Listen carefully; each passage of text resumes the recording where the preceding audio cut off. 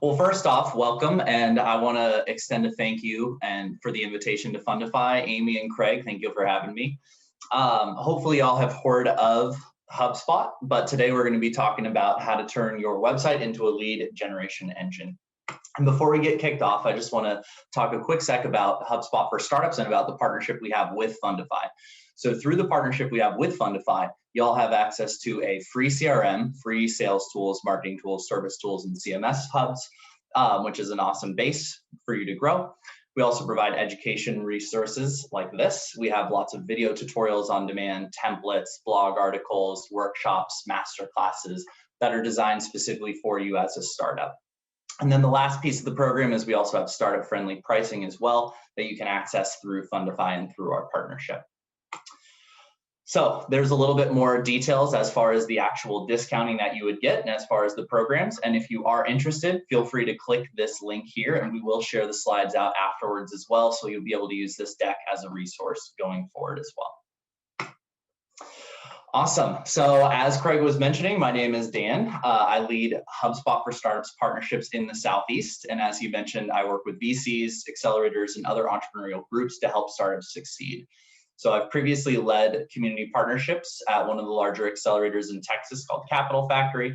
And I've also been in your shoes as a founding member of a startup myself, leading sales and business development. So hopefully you can learn from some of the mistakes I've made and learn from some of the successes I've had as well. And then last thing I'll mention as well is before that, I was actually an institutional fundraiser as well. So if you're in the fundraising mode and that's where you're focusing right now, I have some experience there and I'm happy to help as well. So what are we talking about today? Well, let's dive into it. We're going to cover a couple of things. First, we're going to go through the new playbook. We're going to talk about how the buying landscape has changed. We're going to cover how we market and how we're generating relationships in this new environment. And then we're going to move into strategy. So how can we do a better job executing with marketing? How can we do a better job creating relationships that will lead to better and faster growth, right? And then finally, we're going to go over the plays. So how do we actually start driving traffic and generating leads? So you can't really talk about the new playbook without talking about the old playbook, right? So what is the old playbook? We're talking about mailers, huge impersonal mailing lists, right? Like broadcast TV ads, door-to-door sales folks. And while some of those old methods can still work, the efficacy is really dwindling and it can't be your main play. So the way that we're connecting just as humans is changing, right? And so we need to change with that and how that affects the buying process. So the old playbook is broken, as you can see here, right? 91% of folks are unsubscribing from marketing emails. Doesn't mean marketing emails are ineffective. It just means we have to be better at it. 20% of direct mail is never even opened. It's thrown away in the bin. 48% of people are on do not call lists, right? So those interruptive sales techniques are just not going to work as much. And what this really all boils down to is that buyers are in control these days, right? The old playbook focuses on fighting for people's attention by interrupting them, right? TV ads interrupt your show. Door-to-door salespeople interrupt your life. That's not really going to work quite as well anymore. So we need to adapt. So, just by a quick show of hands or a quick in the chat, who here has bought a car in the last 5 years and who here has bought a car 10 plus years ago, right? I'm sure a couple of people fall into that bucket. And if you needed a car, you'd see an ad on TV or a billboard. Yeah, 5 years. Okay, yeah, thank you, appreciate that.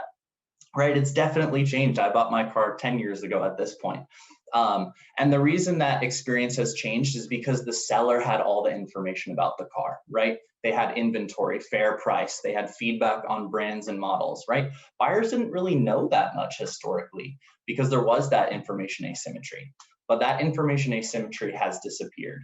At this point, 80% of buyers conduct some form of research before making a purchase decision. Just to extend that car example out a little bit further, Carfax, you can get accident history, you can get fair pricing information, what is inventory across all dealerships nationwide.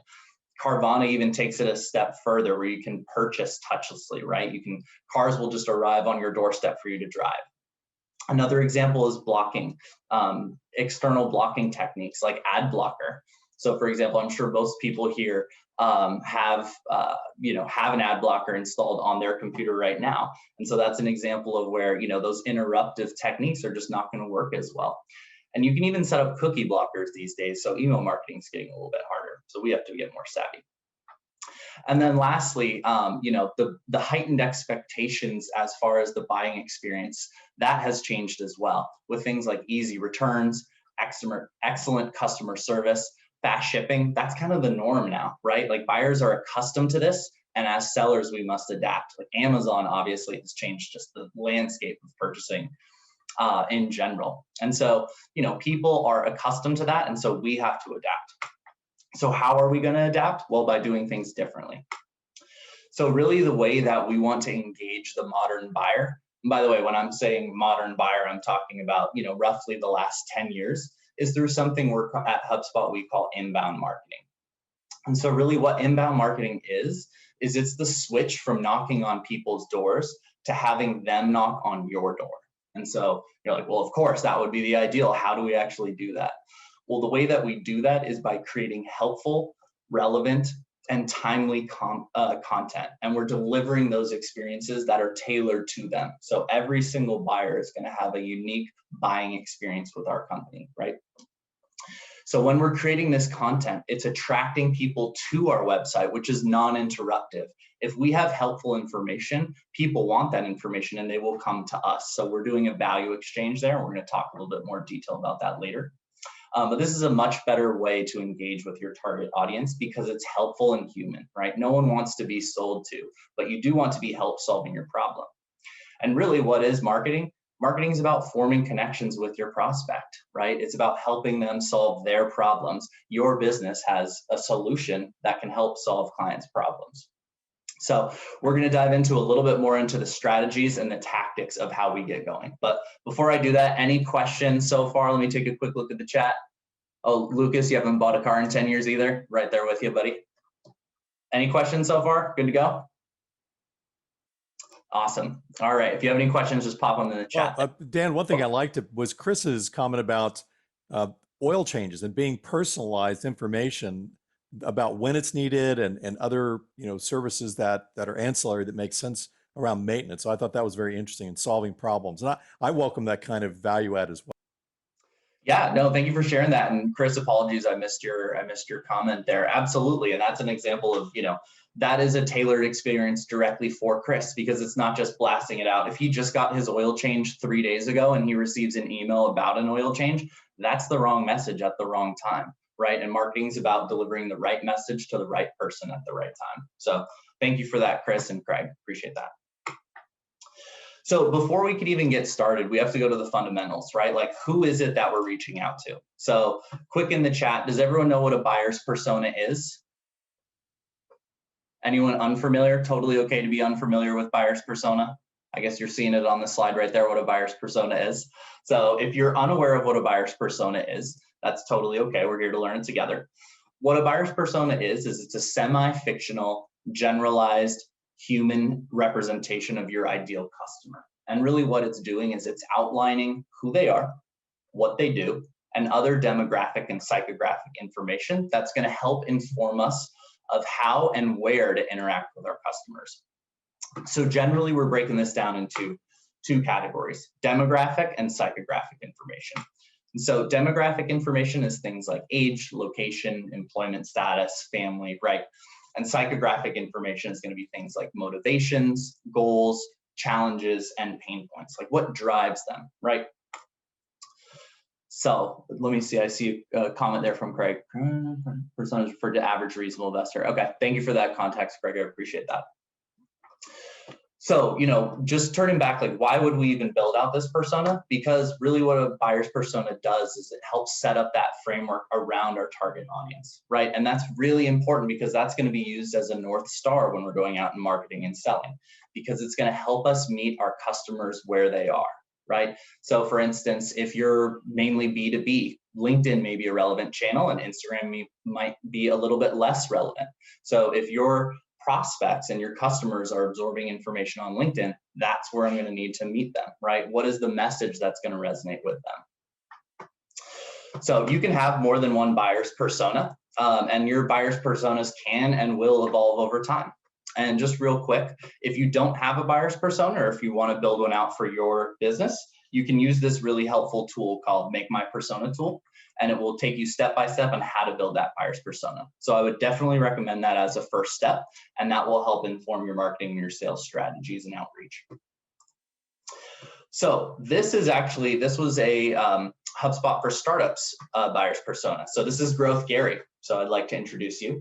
It includes things, as you'll see, quick little picture, but what it does is it gives a general breakdown as to who this person is. And it goes even pretty granular, as like read and loved the 4-Hour Work Week, right? Like, I don't know about if everyone here has read the 4-Hour Work Week, but you can kind of get like a person out of that. There's a type of person who reads that, responds well to free and freemium, doesn't want or need help to get started, right? So then we can address our go-to-market strategy around those characteristics for it to be more effective, right?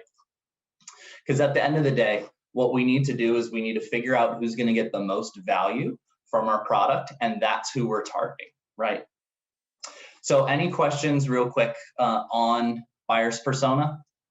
I guess here's a question for y'all if you don't want to ask me questions. For our startups in the crowd, have y'all been, do you have a well-defined buyer's persona? A, yes, not really sure, need to do a little bit more research. Never heard of buyer's persona before today. And anyone with money is a buyer's persona to me. Anyone want to share? Anyone feel comfortable? A, B, C, D? What are we working with?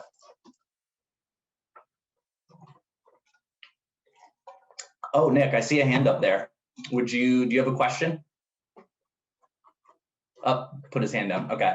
A, B, thank you, Amy. Okay. Very nice. Anyone else? C, A. Okay. Thank you.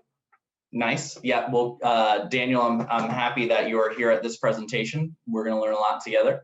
I see a question as well from Myers. What common mistakes do you see people make when creating their buyer's persona? Myers, that is a fantastic question. I would say there's a couple of common mistakes. One of the most common mistakes is spreading themselves too thin in the beginning. So having maybe like 4 or 5 buyer's personas and thinking that anyone with money is an eligible target, right? That's one of the value adds of having a buyer's persona, is knowing who is a good fit for your company and who's going to be a waste of time, right? Not all leads and not all customers are created equal. And it is a detriment if you're focusing on the wrong type of customer. If there's not a fit there, that's detracting resources from your business. So you want to focus on exactly who it is you're targeting as a business and be laser focused on that, so you are able to say no to the wrong opportunities. So hopefully that answers your question, Myers.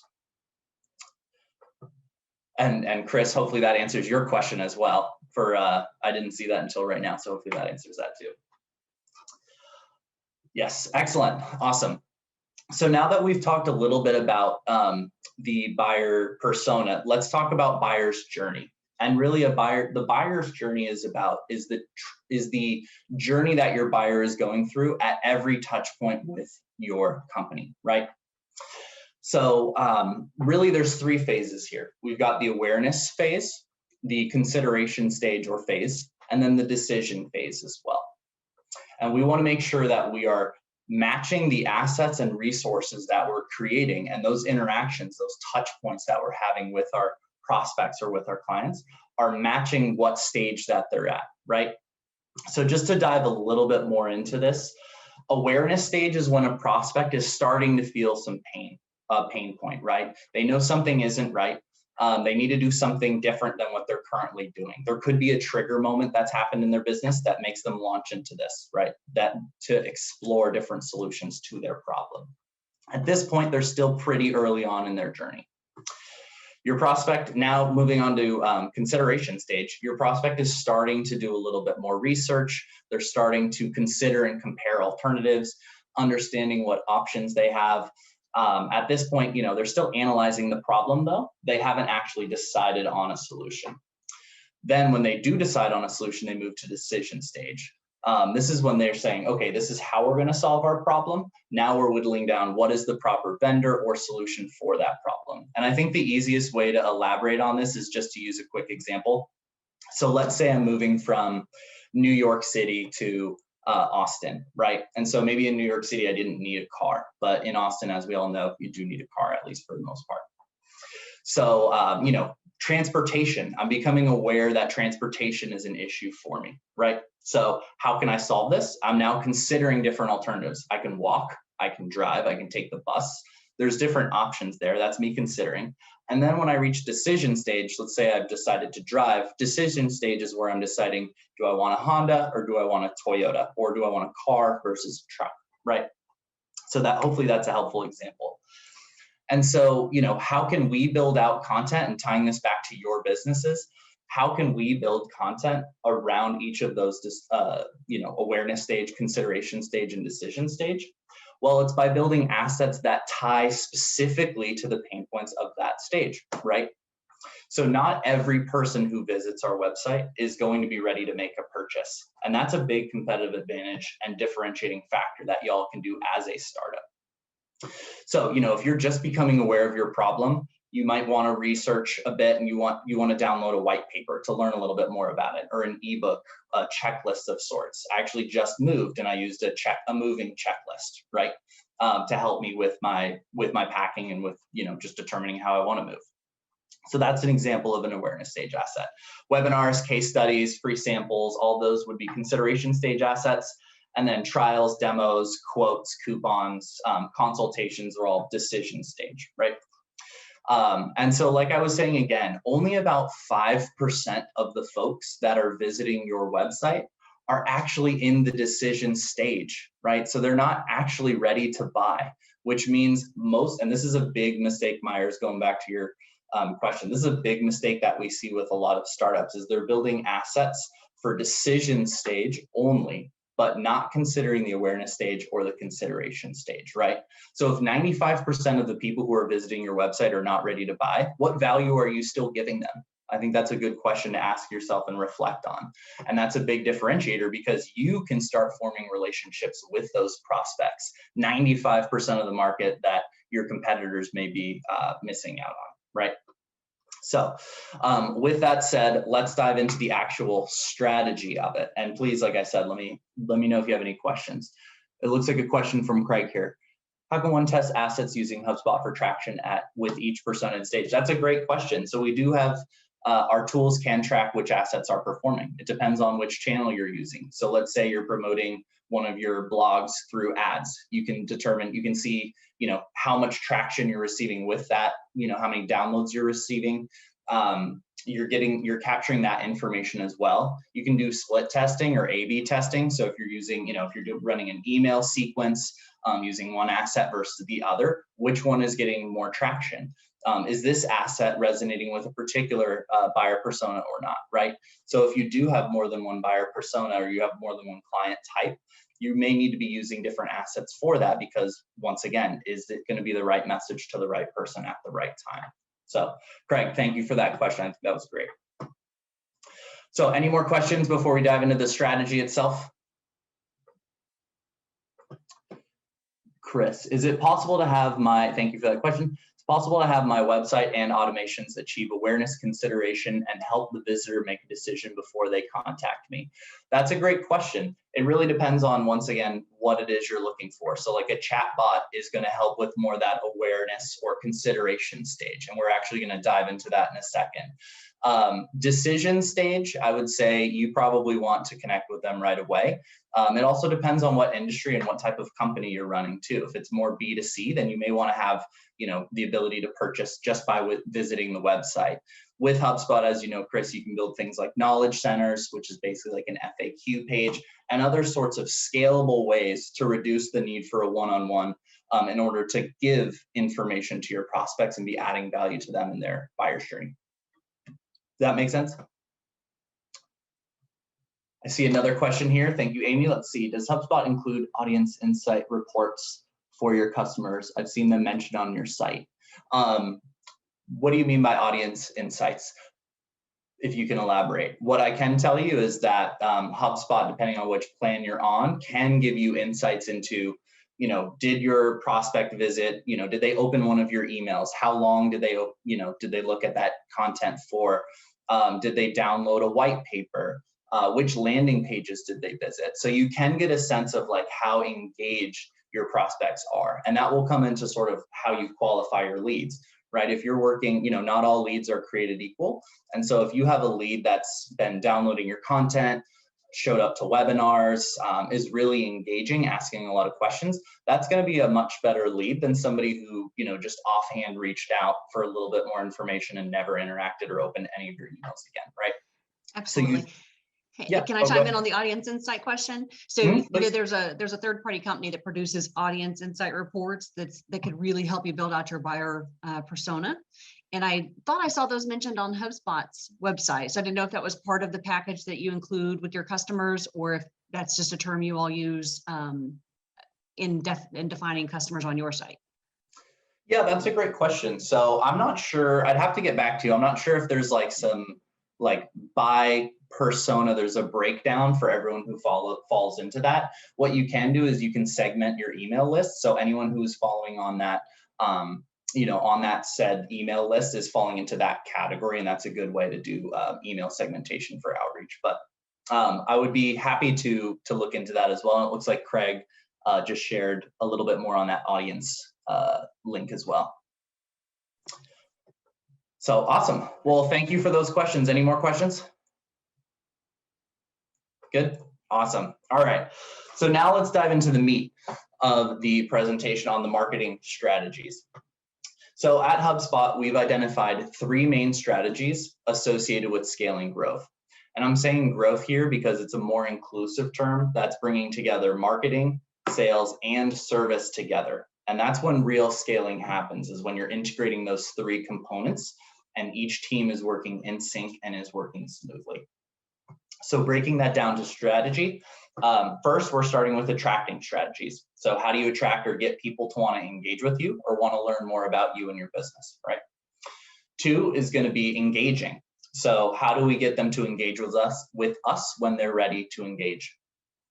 And then 3 is how are we going to make this buyer's experience a delight from start to finish to make sure we have happy customers? Because I will let you in on a little secret I learned the hard way. Happy customers are absolutely the key to driving business. Those happy customers are going to turn into promoters and they're going to be your #1 sales folks. So if you're serious about scaling, it is keeping those customers happy and tapping them as a resource to grow your business.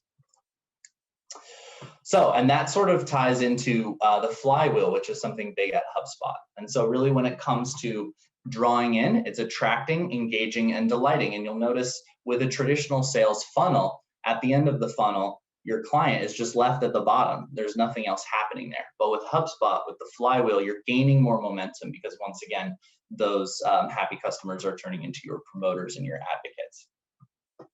And just breaking it down, there are several tools. These are all HubSpot tools that are at your disposal for each phase of the buyer's journey. So for attracting, we can use tools like ads, video, blogging, social media, content strategy. When we're engaging with our prospects, we can use lead flows, email automation, email marketing, lead management, different things to help us scale, right? Because when we're starting up, we definitely don't have resources and time is also a constraint. So anything that you can do to amplify your activities is going to be crucial. And then same thing goes with delight tools. We have email marketing, smart content, and we'll cover a little bit more of these in a minute. All right, so quick question for the crowd. Where do you think you should be focusing your marketing efforts today? Should you be focusing on attracting strategies, engaging strategies, or delighting strategies? And here's, once again, attract, engage, delight.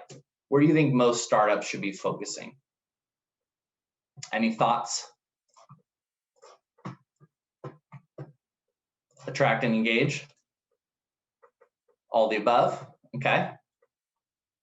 It's a little bit of a trick question, but Daniel, you hit it right on the head. I love that. So most startups have trouble more in the engaging and the attracting stages, right? Because, and examples of this would be like engaging. I get lots of visitors. The problem is no one wants to engage with me once they're there. You can track your Google Analytics, but you're just not getting much traction at that phase.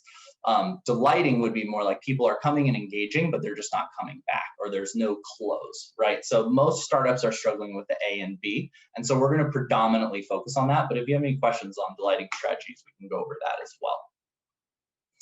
So, and of course, like I said, the short answer is it really depends on your business.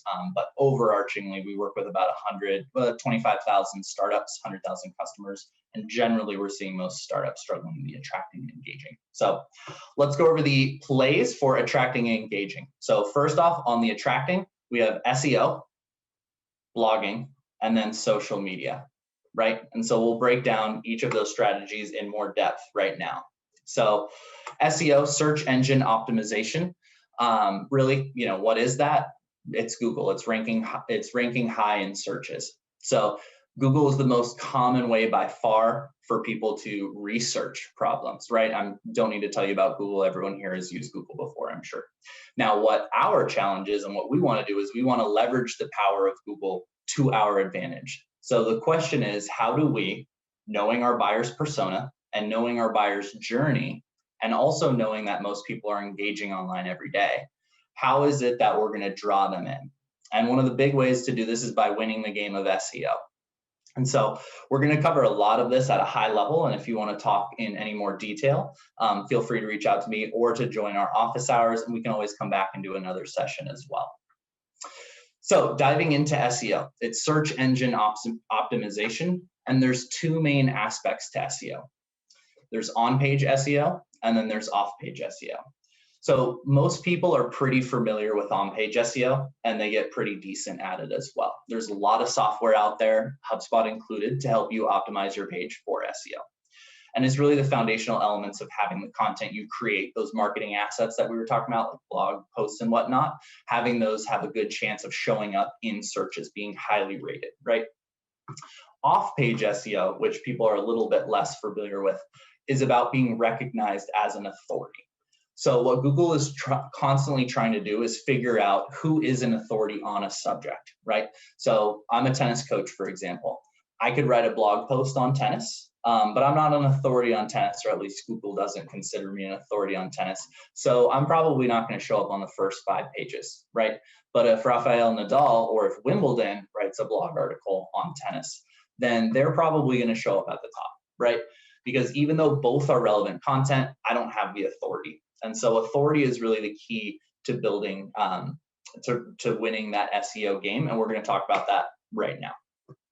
So once again, or in a second, sorry. So once again, let's just dive into on-page SEO.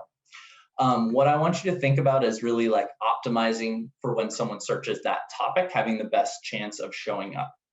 And that's one thing that we've learned at HubSpot in the last 5 years that's unique and a bit different from how others are thinking about SEO, is that HubSpot doesn't really target keywords, right? There's a ton of software for keyword analysis, but what we've learned is that keywords aren't as effective because of the way Google is evolving as a search engine. And so just to dive in that for a couple seconds here, Google's evolved in the past decades towards understanding natural language, right, and meaning behind it. It's not just about the actual keywords.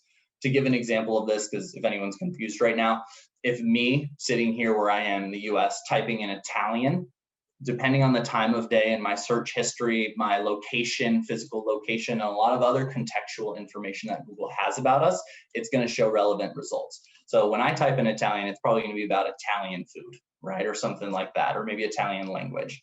But if an Italian in Italy types in the word Italian into Google, it's probably going to come up with like the soccer game or some local news or something like that. So even though we typed in the same word, different results. So that's why that content matters, and that's why we need to optimize for topics, right? So on that note, the way you construct this, what this actually looks like is by building something what we call a topic cluster. And we're building high value, extensive piece of content on a topic. And then we're writing blog posts around it, around those subtopics. So it all ties back to that pillar content topic, if you will. So let me give you a quick example because it's once again easier just to visualize. So this is a HubSpot for startups example. And if we wanted to rank high on the concept of entrepreneurship, for example, which we do, we wouldn't write 100 articles trying to target 100 different keywords. Because once again, when someone is searching entrepreneurship, there's a million different things, different ways that they could do that search, where Google is going to be addressing each variation of that keyword. So for example, what we did is we built a pillar topic, a pillar page called entrepreneurship. And then that would be, ours is everything you need to know about building a company in the 21st century. And then we're creating blog articles and other relevant assets around that. So each of these are a subtopic that then ties back to entrepreneurship, right? So that's the first part of the SEO game. Any questions on that so far? I went over that a little bit quickly. Okay, so I'm assuming we're good. Quick water sip there. All right, makes sense. Excellent, excellent. So yeah, I know I'm going into a lot of, I'm covering a lot of content at a high level. Hopefully this is helpful, and hopefully you can resort back to this later after the presentation as well. So now that we've covered on-page SEO, let's talk a little bit about off-page SEO or backlinks. And so I'll admit, when I first started a startup, I didn't actually know what backlinking was or link building at all. So has anyone here heard of backlinking? No? Okay, no worries.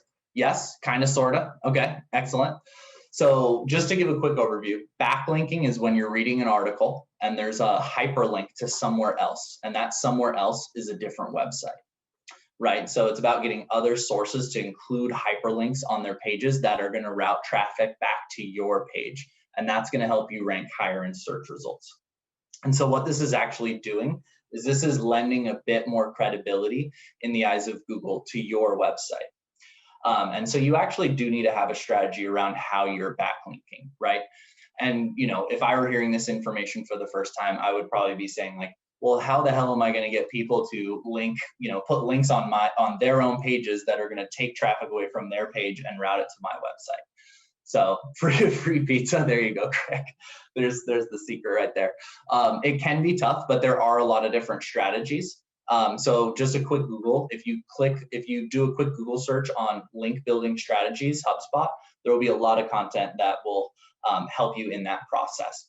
But if you're wanting to know what just a couple of quick examples are at a high level, it would be things like writing guest blog posts, having some sort of relationship with another organization where you'll have links on your page to them, they'll have links on their page to you. Or things like creating case studies with your most impressive clients and then having those live on the client page as well as your page. Having free tools that are then going to link back. Those are strategies that HubSpot uses quite a bit. Shareable templates, press releases, things like that. So like I said, any other questions on that? Lots of resources for that. Because once again, tying this back to Google's perspective, if everyone is referencing back to these pieces of content that you've created, then it must be valuable and it's therefore going to appear higher. So this is pretty important, and a lot of folks are not doing that. And this is kind of what you want your pattern to look like. So this is kind of how most startups are beginning their SEO. You're not seeing really any backlinks. And then in the beginning, backlinking is very important. And then as you start to build up your own authority and relevance, you can start to backlink a little bit less. So that is the first strategy. Second strategy is going to be on blogging, right? So this ties back into what we've been talking about this whole time, which is creating helpful and educational content. And I'll admit, I'm sure some of you are probably resistant to, why should I be spending time writing blog articles? I don't feel like that's the best use of my time. Well, it possibly could be. It actually could be. There's a few reasons. Here are some of them. So first off, from a marketing perspective, blog content is actually a lot more stable. So it generates more recurring leads. And so keep in mind, blogs are evergreen content, and that is so huge. You can have a scale factor, right? So you write a blog article once, and that piece of content can be absorbed by thousands of people over and over again, right? So that's a much better lead generator source. This is different than ads or PPC, where basically that's a spigot or a funnel that's only on when you're paying. The second you stop paying, that funnel turns off. That's not the case with blogs. It also helps you close deals faster, right? Your one huge advantage is that you're actually starting the relationship on the right foot with your prospects, because you are being helpful to them. They want that information. And so you're forming a much more positive relationship than if you had just reached out with them with an ask, something they could do for you, right? And it drives more long-term value, right? It's less interruptive, like we were just talking about, and it does end up driving more traffic as well. So, you know, I know it can be uncomfortable, but you guys are experts, right? If you've started a startup, you have passion about what you're doing. You know a lot about your industry. Share that. Let others see that. Let others see the value that you have. And then third is going to be through social media. So, you know, everyone should be using social media, even if you're B2B and you're selling to a manufacturing company, because the buyers at those manufacturing companies are still probably using Facebook. They're still probably using Twitter, LinkedIn, all that sort of stuff, even if the business doesn't have a LinkedIn profile, so to speak. And once again, these are all just new and additional channels in which you can connect with your buyer. So you definitely want to tap into that. But before you get started, you may want to ask yourself a couple questions around your social media strategy. So, you know, first off, what are your goals? Is it about building awareness? Is it about building branding? Is it about lead generation, right? Those are all going to be different metrics that you're going to want to track. What platforms are you focusing on? Once again, right, this ties back to your buyer's persona that we talked about earlier. Where is your prospect spending more of your time? You know, if you're B2C and, you know, you're selling shoes and you're doing all of your marketing on LinkedIn, which is not where your audience is, that doesn't make quite as much sense. You want to meet them where they are, right? And on that example, I mean, HubSpot, it's LinkedIn. You know, if it's more transactional, it could be Instagram or a combination. That's why you need to be really tight on your buyer's persona to know where it is that they're absorbing content and how they like to do that. And then lastly, what type of content do you want to share? You know, what format is going to be most relevant to your audience? You know, 55% of emails are opened up on, you know, on your phone. So even things like that, like, does it sync across? Is it optimized across devices? Those are all going to be things you'll want to consider. And just as much as social media marketing can be a science, it's absolutely also an art, right? And so just here are some general tips that we've picked up across, you know, whether those be through what worked well or what mistakes that were made. The first is to start off with being genuine, right? Don't try to trick people into reading something or into absorbing your content, because once again, tricking them is not adding value, and that's antithetical into the relationship you want to build. The second is going to be to use visuals, right? Many folks are visual learners. That one, you know, speaks for itself. Third is posting multiple times a day. So this is where it's a delicate balance, and this is the art and the science, right? You want to post often so you're not forgotten, but you also don't want to post too often to where it's just becoming spammy. And I think it's good to be top of mind, but you also always want to be adding value in your interactions. And then lastly is analyze the performance data, right? So look at the data, be thoughtful and intentional about how, like, what content is working, what content is not working, which channels are working, which channels are not working, right? When you have that insight, and HubSpot as a software can help guide that, you're going to be able to make more impactful marketing decisions that are going to drive your business forward. So, and one comment just on ads real quick, which is what this is on. You can opt to amplify your attract strategy. So once again, blogs, videos, other types of content through ads. I would say ads shouldn't be your #1 play overall. I really do think that lead magnets like blogs and ebooks are the best way to generate leads. But if you have a really well-performing asset, like I think we were talking about earlier, Craig, you can use ads to boost the performance of that and to enhance your reach. And once again, data is going to help inform you where and when you should place an ad spend and with what asset. So you may be saying, this is a lot, and I might be a founder, you know, I might have a team of 1 or maybe a team of 3, and this sounds very in-depth and time-consuming. So I have some good news for you. This is where technology is absolutely a savior, right? Using tech like HubSpot can measure the true ROI. So this is one example. If you're posting ads or any sort of impressions or sort of outbound reach, you can measure impressions to clicks to contacts to customers. So you're measuring that entire journey. And this is incredibly helpful. Also, you know, as it ties and relates to sales, because you can tell which customers came from which channels. That's incredibly powerful. That's piece one. The other thing that's incredibly powerful as well is when you're going out and fundraising, whether that be through, equity crowdsourcing like Fundify, or whether that be through VCs. If you can show investors and say, look, I spent $1,000 on Facebook ads, which led to X clicks, Y new leads, and Z customers, which which ended up in $1,221. You can then say, if I spend $1 million doing this, it's going to have a 21% return. That's powerful, and that's very compelling from a VC standpoint or from an investor standpoint, right? So that's on the attracting. Any questions on the attracting strategy so far before we dive into engaging strategies? Anything on SEO, blogging, social media? No? Okay, excellent. I'm going to keep going. So we just talked about attracting strategies. Now let's talk about engaging strategies. Excellent, Craig. I'm glad you guys are enjoying this. So yeah, we have a few different tools and techniques that we can use for engaging with our prospects, right? So we've attracted them in. Now, how do we interact with them?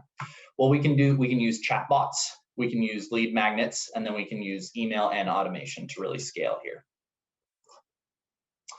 So live chats and chatbots. This is especially useful, I think, for later stage consideration prospects or earlier stage decision. One fun fact that we have learned at HubSpot is that chatbots are actually 2 times more likely to get someone engaged than a live chat with a sales rep.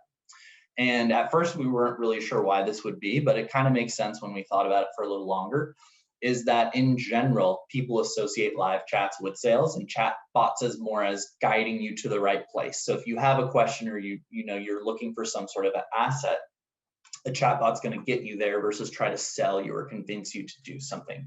Once again, the interruptive versus non-interruptive too. And you can be very strategic as a company as to where you're putting your chatbots versus where you're having live salespeople interacting. So tying this back to HubSpot and how we're thinking about live chats versus chatbots is you're not going to see a lot of live chats anywhere on HubSpot's landing pages, except for very specific decision stage landing pages, like our pricing page or our demo pages. Everywhere else on HubSpot is pretty much going to be a chat bot. So last thing that I'll mention on chatbots, before I knew about chatbots, I thought it would be, very time consuming or very difficult to set up one. I'm not a programmer or a coder in any capacity. So, I just figured it wasn't in my wheelhouse. Chatbots are very easy to set up, as simple as dragging and dropping, and they can come pre-installed with the free CRM. So powerful situation to set up quickly. And once again, can sort of add as a lead magnet to generate more interactions, both on the engaging and on the attracting side. So lead magnets, you're providing all these great resources to attract folks. People are coming to your website, but kind of what's next? We need to turn them into prospects, something for our internal teams to work off of and action on. And so we've talked a little bit about this, but I want you to keep in mind the golden rule when it comes to lead magnets, which is adding value before you're extracting value. Right? And this is absolutely if I haven't hit this home enough already, this is absolutely the essence of inbound marketing, right? We are basically doing an exchange. We're providing value. In return, we are getting their contact information. And then that's something that our marketing and sales teams can action on, right? So that's that. Let's go over a couple of examples of that. So this is a use case. This is more of like an awareness stage asset. But you can see here's a video that they can play. Here's another example. This is a value calculator for more of maybe like a late consideration stage. And once again, you can see, this is out in the wild. These are what companies are actually using right now. Find the right mortgage, see what I can afford. I guarantee you there's some sort of exchange. So you have to give them your email address in order to access this tool. But this is something that if I'm looking for a mortgage, this is going to be a very powerful and helpful tool. And if I'm already starting to integrate and use their free tools, I'm much more likely to, actually purchase something from them. So this makes sense on both sides. ROI calculator is another example. Here, I will say, using HubSpot, you can actually set what type of information you want to collect. And I put this example up here. Once again, this is a trade. So if you want this ebook or packet, you need to provide your email, phone number, and select which type of services you're looking for. I will comment on this.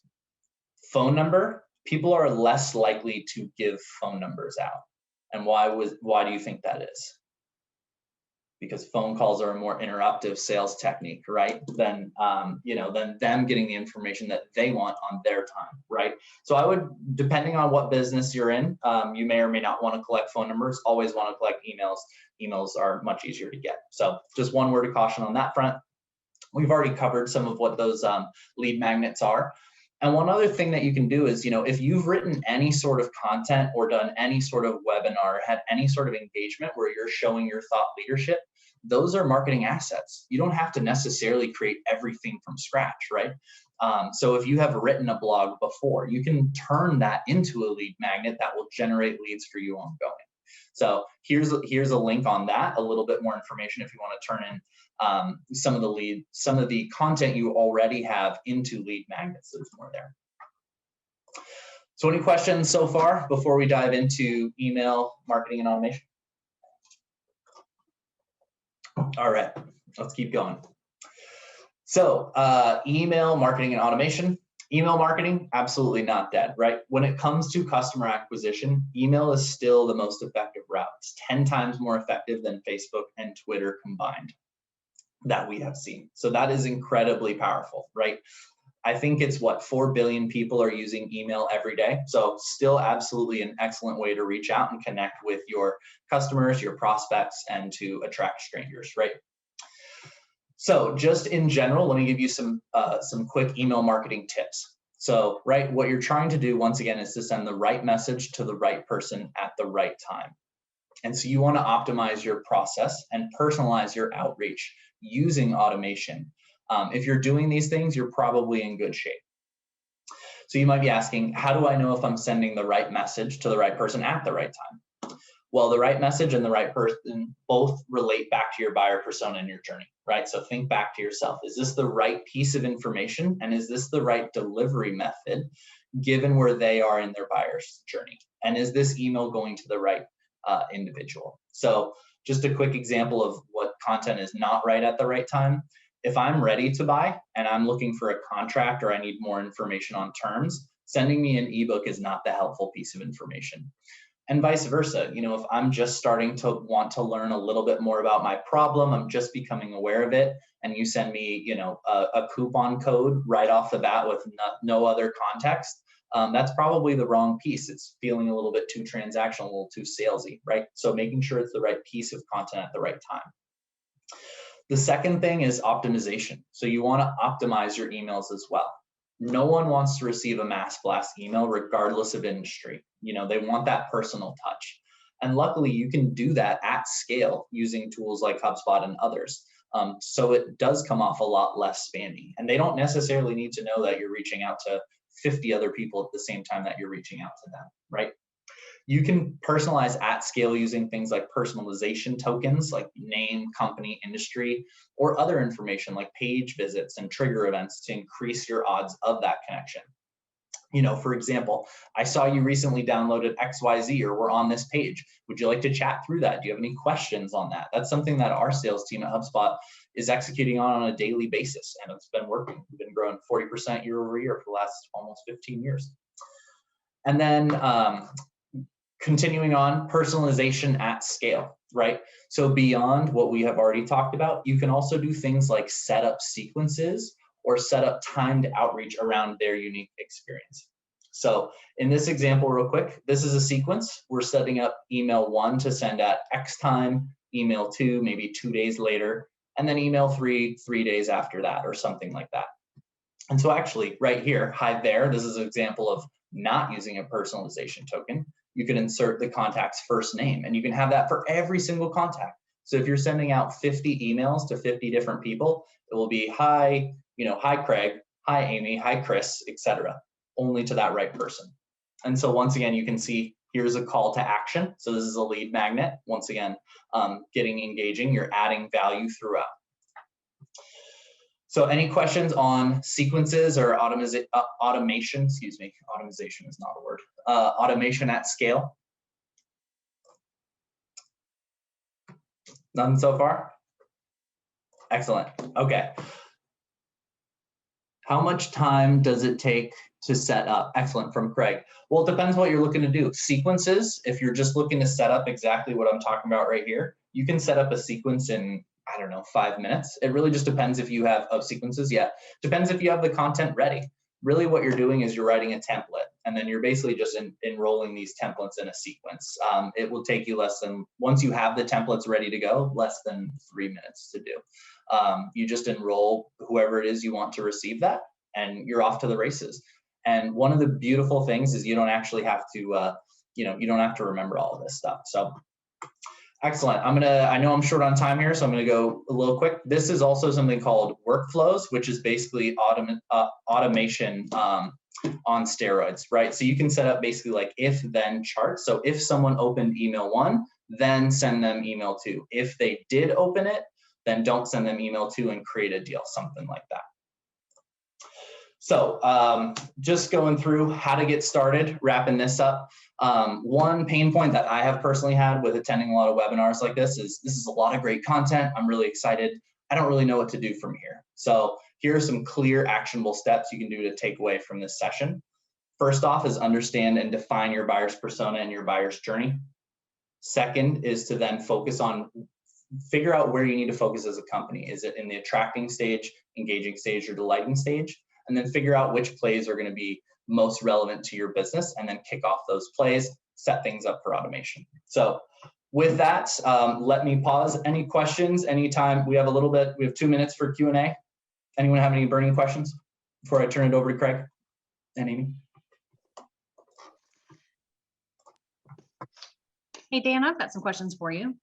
All right, let's do it. Yeah, so we frequently hear about paid marketing. I think a lot of people are like, paid marketing, I can spend this much and I know what my return is going to be. So people are quick to go there. And then consider content marketing and some of the content items you've described as a longer play. Can you talk a little bit more about that thought process? And you seem to include both, but favor content. Can you talk a little bit about that? Yeah, absolutely. That's a great question. I would favor, content marketing we favor above paid marketing is for those reasons again, is because once again, paid marketing, as soon as you stop paying, your leads will dry up. There will be no more leads when you are not paying. That's the transaction that you're doing. With content marketing, those assets are evergreen. So that should be, in our opinion, the basis of your strategy. Because if you write, once again, one blog article, even when you're not paying, that will still be generating leads. So that's that. We view your marketing spend can enhance those assets. So if you have a blog article or some sort of toolkit that's really performing well, well then heck yeah, let's spend there. Let's get that out to more people because we know that more people are finding value with that asset. So we think about it as more of an enhancing play as well. That's really interesting. Yeah, that's a great perspective. I had another question. In the marketing world, we hear a lot about it taking 7 touches with a potential buyer before they'll make a decision. Do you think that still holds true? And do you incorporate that into any of your planning? Sorry, I missed that. Will you say it one more time? Sure. In the marketing world for a long time, people have talked about it takes 7 touches to get in front of a buyer 7 times before they'll make that decision. Do you think that still holds true in today's digital world? And if so, do you incorporate that into some of the strategies you've put together? Absolutely. Yeah, I think the latest number I actually saw is 11 touch points now. So okay, it's growing. and to that point, yeah, the buyer's journey is changing. It used to be a lot more linear where it was much more reliant on sales. You'd go to a conference and you'd get some business cards, you'd set up a phone call, you'd have it on site, and then hopefully you'd sign them or something like that. That's not the buyer's journey today. That doesn't incorporate the internet at all. We have things like where you can sign up for webinars, you can sign up for blog articles, you need to be relevant in Google searching, all of that sort of good stuff. So yeah, it absolutely is important to be touching across the board and to have multiple ways for your prospects to connect. Because once again, you need to meet them where they are, because it used to be like, oh, just call us 9 to 5. That's not nearly as common anymore, because if I'm a founder, or depending on who my clients are, they may not be available 9 to 5. I need to still give them that content when they need it. And if they need it at 11 p.m. on a Sunday, I don't want to talk to them on the phone, but I still need them to get their information. That's where that evergreen content comes in. That's where things like knowledge bases and all that sort of good stuff. can really leverage that one-to-many experience that Craig was talking about earlier. Excellent. Terrific. Well, listen, Dan, this has been super helpful. And what I want to invite people to do is, if you are a startup looking to raise funds and equity crowdfunding, please start by coming to Fundify. One thing that you'll see in the Fundify website at the bottom are a number of startup partners. And we've worked with a number of companies to pre-negotiate arrangements for beneficial programs. And you can see those deals. The whole thing is to make you capital efficient as you launch your company and you get your crowdfunding. And just to note, we don't take any referral fees or any kind of revenue shares off of this. It's strictly for the benefit of the startups. And you can see Hubspot, we've negotiated 90% off for eligible startups. Here are the criteria.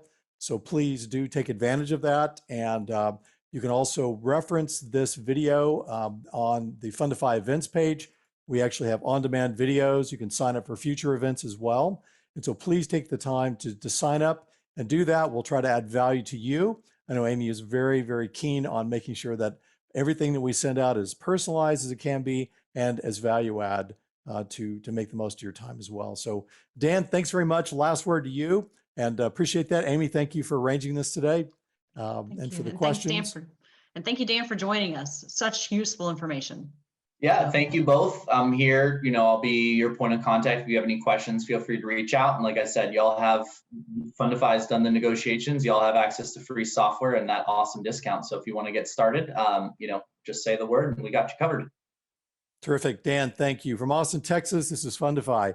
Thanks for joining us today. We'll see you at the next event. Take care. Bye-bye.